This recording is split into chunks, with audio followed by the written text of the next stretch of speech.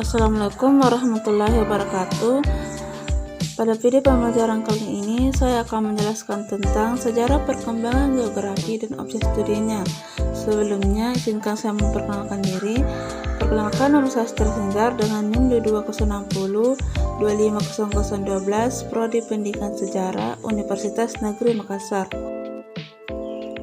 Perkembangan ilmu geografi diawali oleh bangsa Yunani yang secara aktif meneliti juga mendokumentasikan informasi dan data kegeografian sebagai sebuah ilmu dan filosofi. Pemikir utama pada awal perkembangan geografi atau termasuk tokoh-tokoh yang termasuk dalam kategori geografi klasik adalah Anaximanros, seorang Yunani yang pada tahun 550 sebelum Masehi membuat peta bumi. Ia beranggapan bahwa bumi berbentuk silinder. Perbandingan panjang silinder yang garis tengahnya adalah 3:1. Bagian bumi yang dihuni manusia menurutnya adalah sebuah pulau berbentuk bulat yang muncul dari laut. Karena pendapatnya tersebut, maka peta bumi yang dibuatnya mirip sebuah jamur.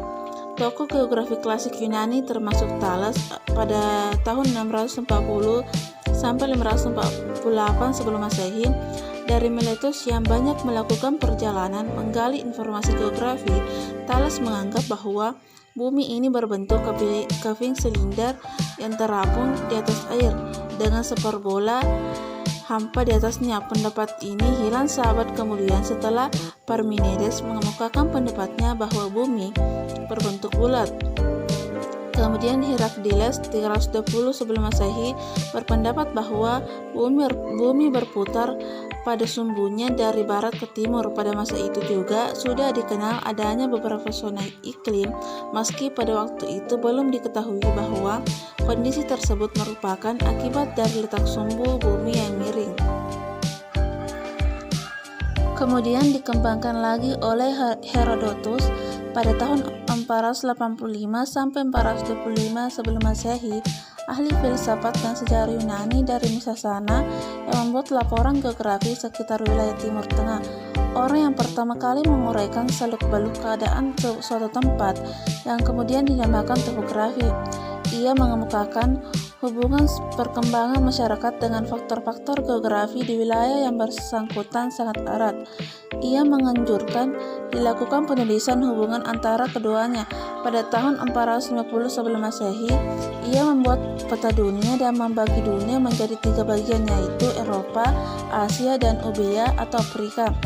Beberapa tokoh Yunani yang tertarik dengan masalah geografi seperti Homerus, penjelajah berkebangsa Yunani, ia menulis tentang keadaan sekitar Laut Tengah sebagai hasil penjelajahannya. Viteas 340 sebelum Masehi berasal dari Mesilia atau Marseille, membuat uraian tentang perjalanan dari pantai Eropa ke Inggris. Kemudian ada Strabo pada tahun 64 sebelum Masehi sampai 24 Masehi. Ahli sejarah dan geografi Yunani kuno mencoba menguraikan besarnya pengaruh lingkungan yang ada di wilayah setempat terhadap pengelompokan kebudayaan dan pembagian pemerintahan. Ia mengemukakan bahwa pengaruh lingkungan sangat menentukan. Dan pandangannya tersebut, ia termasuk tokoh geografi berpaham determinis lingkungan. Berkembangnya geografi dunia Islam dimulai ketika Khalifah Al-Ma'mun yang berkuasa dari tahun 813 hingga 833 Masehi memerintahkan para geografer Muslim untuk mengukur kembali jarak bumi. Perkembangan ilmu pengetahuan justru mulai berkembang pesat di Timur Tengah. Geografi mulai berkembang pesat pada era kekhalifahan Abbasiyah yang berpusat di Baghdad. Ketika itu Khalifah Harun ar-Rasyid dan Al-Ma'mun berkuasa. Mereka mendorong para sarjana Muslim untuk menerjemahkan naskah-naskah kuno dari Yunani ke dalam bahasa Arab. Objek ilmu geografi secara luas terbagi atas 2 bagian, yakni objek material geografi. Objek material geografi adalah sasaran atau isi kajian geografi.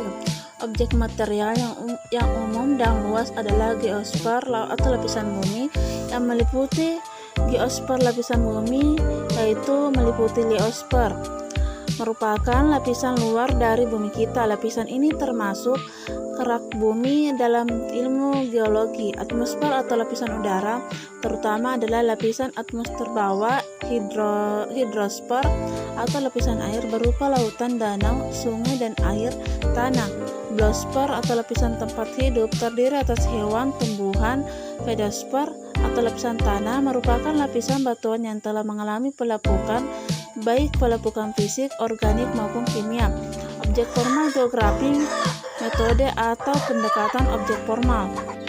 Geografi meliputi beberapa aspek, diantaranya ada aspek keruangan. Geografi ini mempelajari suatu wilayah antara lain dari segi nilai suatu tempat dari berbagai kepentingan. Yang kedua, aspek lingkungan. Geografi mempelajari suatu tempat dalam kaitan dengan keadaan suatu tempat dan komponen-komponen di dalamnya dalam satu kesatuan wilayah. Yang ketiga, ada aspek kewilayahan. Geografi mempelajari kesamaan dan perbedaan wilayah serta wilayah dengan ciri-ciri khas. Yang keempat, ada aspek waktu. Geografi mempelajari perkembangan wilayah berdasarkan periode-periode waktu atau perkembangan dan perubahan dari waktu ke waktu.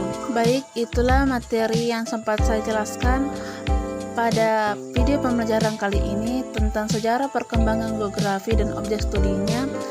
Lebih dan kurangnya mohon dimaafkan. Wassalamualaikum warahmatullahi wabarakatuh.